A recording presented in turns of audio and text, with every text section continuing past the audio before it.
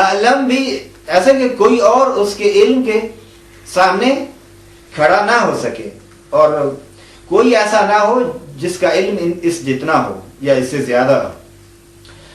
اور اسی طرح ہم کہتے ہیں کہ امام کو احکم ہونا چاہیے، امام کو اتقا ہونا چاہیے، نہ صرف متقی بلکہ اتقا ہونا چاہیے، امام کو سب سے زیادہ حلیم ہونا چاہیے۔ اس مطلب کو میں امام رضا علیہ السلام کے فرمان کی روشنی میں عرض کر رہا ہوں آپ کی خدمت میں۔ امام رضا علیہ السلام امام کی علامات بیان کرتے ہوئے یہ فرماتے ہیں کہ امام کے لیے علامات ہیں۔ کون کون سی علامات ہیں؟ ان میں علامات میں یہ ہے کہ ان یکون، یہ علی بن حسن بن فضال اپنے والد سے، اور وہ ابو الحسن علی بن موسیٰ رضا سے، امام علیہ السلام للامام علامات، امام کے لیے نشانیاں ہیں۔ ان یکون اعلم الناس واحکم الناس، یہ علم یہ منصوب پڑھیں گے، اس میں تفضیل ہے، اور یکون میں ضمیر ہے جو امام کی جگہ ہے۔ یکون الامام اعلم الناس واحکم الناس واتقى الناس واحلم الناس، حلیم سب سے زیادہ حلم و بردباری جس پہ اینڈ ہو، واشجع الناس، شجاع نہیں، شجاعت سب سے زیادہ شجاع، اسخى الناس واعبد الناس، یعنی لوگوں میں اللہ کی سب سے زیادہ عبادت وہی کرنے والا۔ جتنی وہ شرائط تھی اس میں سے کوئی ایسی شرط نہیں تھی جو معنوی اعتبار سے اللہ کے تقرب اور اس کے لیے وہ، یہ سب چیزیں ویسے ظاہری حکومت کے لیے تھی۔ وَيُولَدُ مَخْتُومًا، اور جو پیدا ہوتا ہے تو اس کا یعنی مختوم ہوتا ہے۔ وَيَكُونُ، بعض روایت میں مختونن ہے۔ وَيَكُونُ مُطَهَّرًا، اور مطہر اور معصوم ہوتا ہے۔ وَيَرَى مِنْ خَلْفِهِ، اور وہ پیچھے سے بھی اسی طرح دیکھتا ہے جس طرح وہ سامنے سے دیکھ رہا ہوتا ہے۔ وَلَا يَكُونُ لَهُ ظِلٌّ، ساجد بھائی نے سوال کیا تھا ٹیلی فون پہ کیا امام کا سایہ ہوتا ہے یا نہیں، تو میں نے چند کتابوں سے حوالے سے لکھا تھا کہ نہیں، امام کا سایہ نہیں ہوتا، اس عبارت میں بھی واضح ہے، وَلَا يَكُونُ لَهُ ظِلٌّ۔ اب جب امام اس دنیا میں آتا ہے، وَإِذَا وَقَعَ إِلَى الْأَرْضِ مِنْ بَطْنِ أُمِّهِ، جب ماں کے پیٹ سے زمین پر واقع ہوتا ہے، وَقَعَ عَلَى رَاحَتَيْهِ، اپنے دونوں ہاتھوں کے بل واقع ہوتا ہے، رَافِعًا صَوْتَهُ بِالشَّهَادَتَيْن، سب سے پہلے یعنی ایسے آتا ہے جیسے لگ رہا ہے سجدے میں ہے، تمام اس کی پیشانی زمین پر ہوتی ہے، تمام اعضاء جو سجدے کے وہ اسی طرح ہوتے ہیں، اور پھر شہادتین کی طرح اشہد اللہ الہ الا اللہ واشہد ان محمد عبدہ ورسولہ۔ اور امام عصر کی روایت میں انشاءاللہ بعد میں پڑھوں گا جب امام کے بارے میں، وہاں اور بھی وضاحت کے ساتھ ہے، ولا یحتلم، احترام نہیں ہوتا کبھی بھی امام کو، وتنام عینہ، امام کی صرف آنکھیں سوتی ہیں، ولا ینال قلبہ، قلب اس کی کبھی بھی، امام کا قلب، امام کا دل کبھی بھی نہیں سوتا۔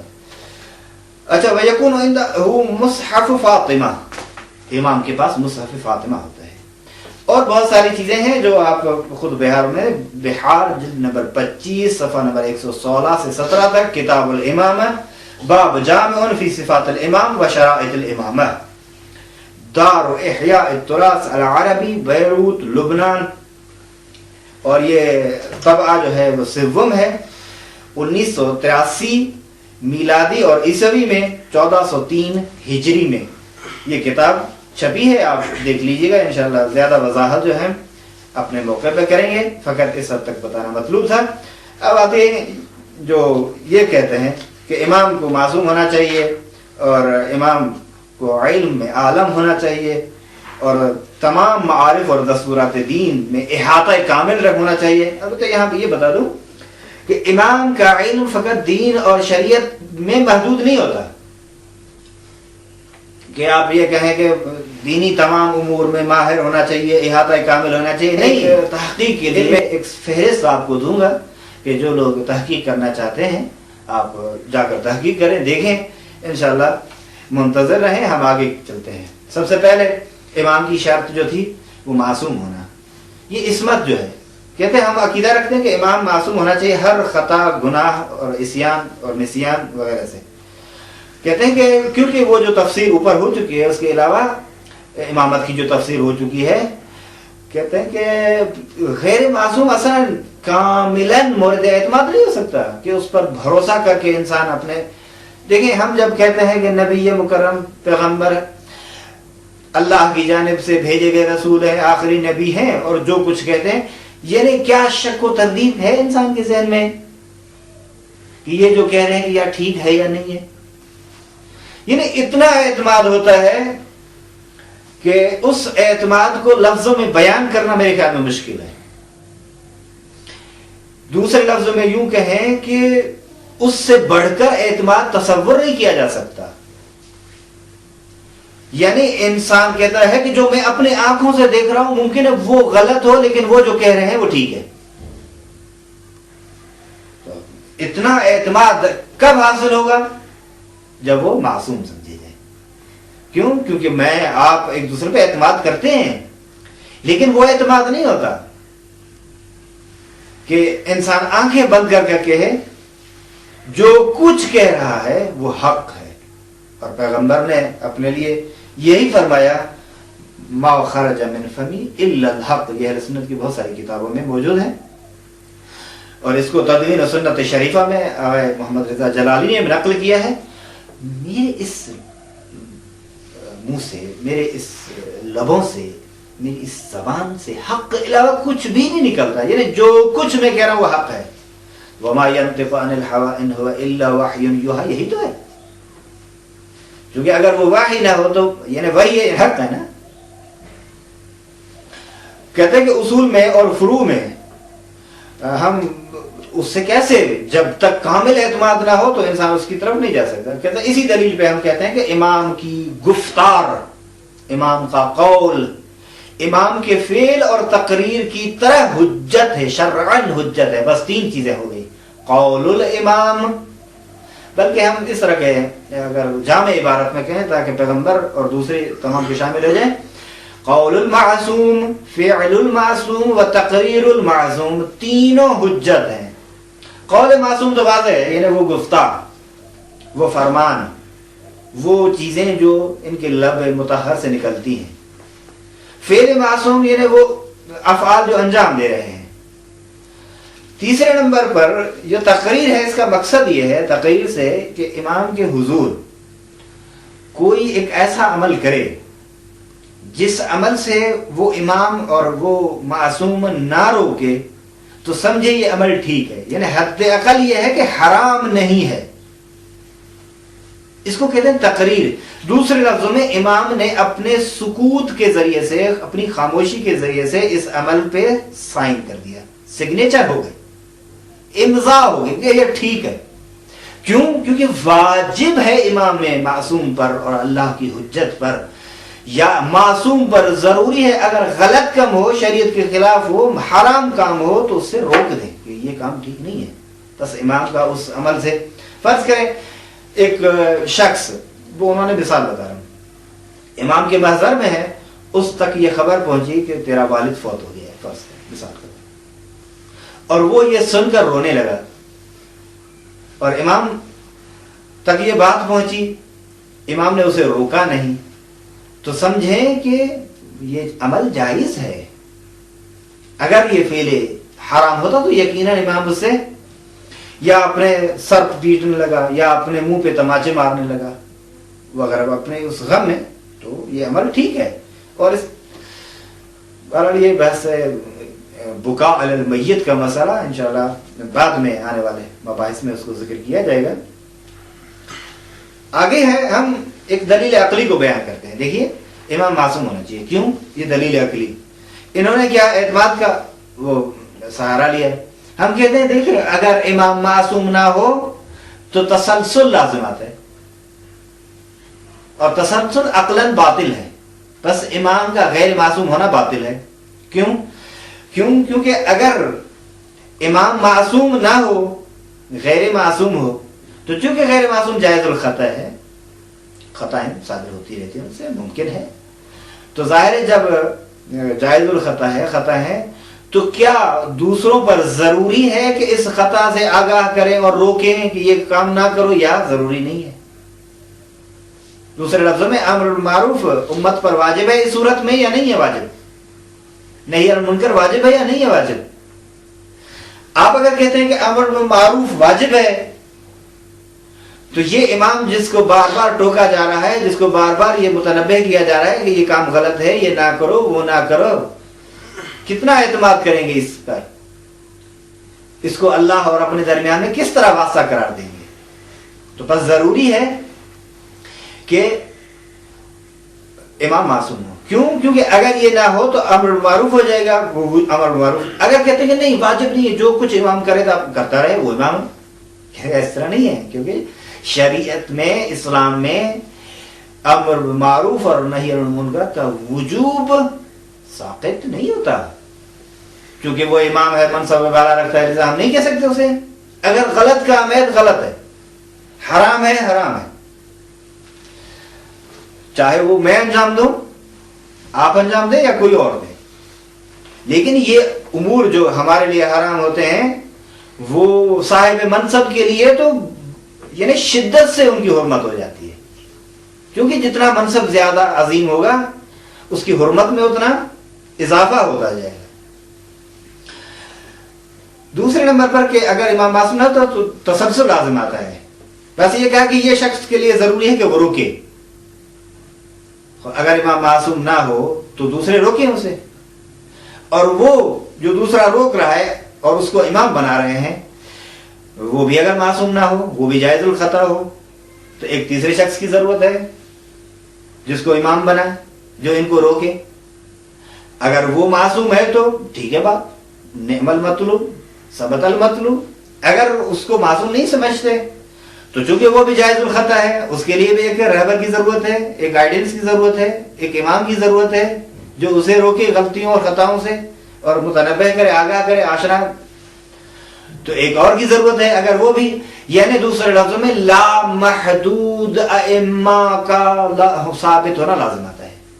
اور یہ قطعاً باطل ہے، چونکہ امام فقط 12 ہے، نہ 13 ہے، نہ 14 ہے، نہ اس سے کم ہے. رسول اللہ صلی اللہ علیہ وآلہ وسلم کی تمام وہ احادیث جس میں بحث امامت ہے، اس عدد پہ بھی تاکید کی گئی ہے کہ 12 ہے. یہ اس میں ایک واقعیت ہے، ایک حقیقت ہے، ایک راز ہے جو پیغمبر اس عدد میں بیان کرنا چاہتے ہیں. انشاءاللہ اس کے بارے میں تحقیق آپ خود جا کر کریں. اہل سنت کے ہاں کوئی خاص نظریہ نہیں ہے اس کے بارے میں. یہ 12 کے مصداق کون سے مصداق ہیں؟ ایک مجموعاً اہل سنت اپنا یہ نظریہ پیش کریں کہ یہ مصداق ہے، نہیں ایسا کوئی ایک نظریہ نہیں ہے ان کے یہاں. ہر ایک نے اپنے اپنے بصیرت کے مطابق، علم کے مطابق افراد کو وہ عنوان مصداق اس 12 اماموں کے بیان بنا دیا. اب اس میں آپ جلال الدین سیوطی کا قول ہے، ابن کثیر کا قول ہے، ابن حزم کا، اور بہت سارے افراد ہیں، ان کے نظریات ہیں، آپ دیکھیے. لیکن اس میں بعض ایسے محققین بھی ہیں وہ کہتے ہیں کہ نہیں، یہ جو مصداق ہے اس 12 کی وہ صرف اور صرف اہل بیت عصمت و طہارت ہے. اہل سنت کے بعض محققین یہ کہتے ہیں، انشاءاللہ حوالہ بھی میں بعد میں دے دوں گا. آتے ہیں ہم امام پاسدار شریعت، ویسے حفاظت شریعت کی ہے. دوسری شرط جو ہے، دوسرے لفظوں میں یہ عصمت کے لیے بھی استعمال کیا جاتا ہے. امام محافظ شریعت ہے، نہ صرف شریعت، امام محافظ دین ہے، امام دین کا محافظ ہے. اور دین کی حفاظت جو ہے فرض کریں وہ سنت نہیں کر سکتی، قرآن میں نہیں ہے یہ لوگ دین کی محافظت کریں، کیونکہ خود قرآن میں جو معانی اور مطالب نکالے جاتے ہیں وہ خود قرآن اس سے منع نہیں کر رہا، یعنی نہیں روک رہا. دوسرے لفظوں میں ویسے تو نہیں ہے اس کی، لیکن اس طرح کے کسی کو کوئی جرات ہی نہ ہو، تکویناً کہہ رہا ہوں، تشریعاً وہ قرآن کہہ رہا ہے غلط تفسیریں یہ وہ نہ کرو، وہ پیغمبر کی حدیث بھی ہیں، لیکن اس طرح نہیں ہے. لذا قرآن دین کے تغییر اور تحریف سے نہیں روک رہا. اور شریعت میں بھی پیغمبر کی سنت میں بھی نہیں ہے. کیوں؟ کیونکہ یہ خبر متواتر ہے، یہ خبر واحد ہے. خبر متواتر بہت گنی چنی ہے، اور خبر واحد جو ہے وہ قابل اعتماد نہیں ہے اس حد تک کہ انسان اس کو بعنوان محافظ شریعت سمجھے. اچھا قیاس بھی نہیں ہو سکتا، استحسان بھی نہیں ہے، تو باقی کیا ہے؟ تو بس امام معصوم ہی ہے جو دین کی حفاظت کرے. یہ کہتے ہیں کہ ہمارا عقیدہ ہے کہ امام ہرگز ایک جدید شریعت نہیں لے کر آئے، جدید قانون نہیں لے کر آئے، بلکہ امام کا کام وہی شریعت، وہی دین جو پیغمبر اکرم لے کر آئے ہیں اسی کی پاسداری کرنا ہے. امام کی ذمہ داری ہے اسی کی حفاظت کرنا. امام کا کام ہے اسی کی تبلیغ کرنا، امام کا کام ہے اسی کی تعلیم دینا، امام کا کام ہے اسی کی حفاظت کرنا، امام کا کام ہے اسی شریعت کا اور اسی دین کا انٹروڈکشن کروانا اور اسی دین کی طرف لوگوں کی ہدایت کرنا. اچھا امام میں جو صفت ہے ان میں ایک صفت ہے امام تمام لوگوں سے عالم ہے، جس طرح بھی میں نے روایت میں بھی اشارہ کیا. ہم عقیدہ رکھتے ہیں کہ امام تمام اصول اور فروع دین میں کیا ہے؟ عالم ہے، سب سے زیادہ علم رکھتے ہیں. چاہے وہ قوانین کے ساتھ مربوط ہو، تفسیر کے ساتھ مربوط ہو، یا کہتے ہیں کہ تفسیر قرآن، سنت، فروع اسلام، اصول اسلام، احکام، سب میں کاملاً ایک آگاہی رکھتا ہے، علم رکھتا ہے، اور اس سے بڑھ کر کسی کے پاس علم نہیں ہوتا. اور اس کا علم جو ہے ان امور کی نسبت وہ علوم جو ہے تمام کے تمام جنب الہی ہیں، یعنی من جانب عند اللہ ہے اور رسول اللہ کی جانب سے علم ہے. ہاں کہتے ہیں کہ یہ علم ہی ہے، اگر ایسا علم اس کے پاس ہوگا تو ایسے شخص پہ مکمل اعتماد کیا جا سکتا ہے، اور فہم دین میں کاملاً کہیں گے جو یہ کہہ رہا ہے وہی حق ہے اور حقیقت ہے. جس طرح ہم پیغمبر اکرم پر یقین رکھتے ہیں کہ جو کچھ کہہ رہا ہے وہ حق ہے، جو کچھ وہ کر رہا ہے وہ بھی حق ہے، اس سے نہیں پھیرا جا سکتا. بہرحال یہ 48 نمبر میں صفحہ نمبر 78. اب 49 نمبر میں امام کو منصوص ہونا چاہیے. ایک اور شرط کی طرف کہ امام کو منصوص من عند اللہ ہونا چاہیے، کیونکہ ہم عقیدہ رکھتے ہیں کہ امام کو اللہ کی جانب سے منصوص ہونا چاہیے، نص ہونی چاہیے. رسول اللہ اس کا انٹروڈکشن کروائیں، تعارف کروائیں. کہتے دوسرے لفظوں میں یوں کہیں کہ امام بھی نبی مکرم کی طرح اللہ کی جانب سے معین کیا جاتا ہے. اور جس طرح گزشتہ آیت میں ہم حضرت ابراہیم کے لیے کہہ رہے تھے کہ انی جاعلک للناس اماما، اللہ نے کہا اے ابراہیم میں قرار دے رہا ہوں، یعنی یہ جعل میرا جعل ہے، یہ نسب میرا نسب ہے، میں منسوب کر رہا ہوں. تو ظاہر یہ منصب امامت اللہ کے ہاتھ میں ہے، اللہ کا منصب ہے، وہ جسے نسب کرے یا جس کو عطا کرے. کہتے اس سے بڑھ کر ہے کہ ہم کیسے پہچانے، کیونکہ امام میں ایک شرط تھی عصمت، امام کو معصوم ہونا چاہیے. دیکھیں پیشانی پہ لکھا تو نہیں ہے کہ یہ معصوم ہے، کیسے پہچانیں گے کہ یہ معصوم ہے؟ یا اتنا علم جو علم لدنی ہو، اللہ کی جانب سے علم ہو، کیسے پہچانیں گے؟ کہتے ہیں کہ اس کا طریقہ یہ ہے کہ خود اللہ بتائے رسول کے ذریعے سے کہ یہ شخص معصوم ہے، یہ شخص مطہر ہے، یہ شخص میرا مقرب ہے، یہ شخص میری طرف سے علم عطا کیا گیا ہے اسے. تو کہتے ہیں کہ یہ تمام چیزیں جو ہیں وہ اللہ کی جانب سے رسول اللہ بتائے، یا امام کے پاس ایک ایسی طاقت ہونی چاہیے جسے معجزہ کہتے ہیں، وہ معجزے کے ذریعے سے بتا دے کہ میں اللہ کی جانب سے بھیجا گیا ہوں، اللہ نے مجھے امام بنایا ہے. کہتے ہیں بس ہم یہی ہمارا جو عقیدہ ہے وہ یہی ہے کہ ہم اسی اعتبار سے، اسی ترتیب سے تمام ائمہ کو من جانب عند اللہ سمجھتے ہیں. ہمارے نزدیک سب سے پہلا امام امیر المومنین علی بن ابی طالب علیہ السلام ہے، ان کے بعد ان کے 11 فرزند ہیں جن کی فہرست انشاءاللہ ابھی بعد میں ذکر کی جائے گی. ہم کہتے ہیں کہ لوگوں کے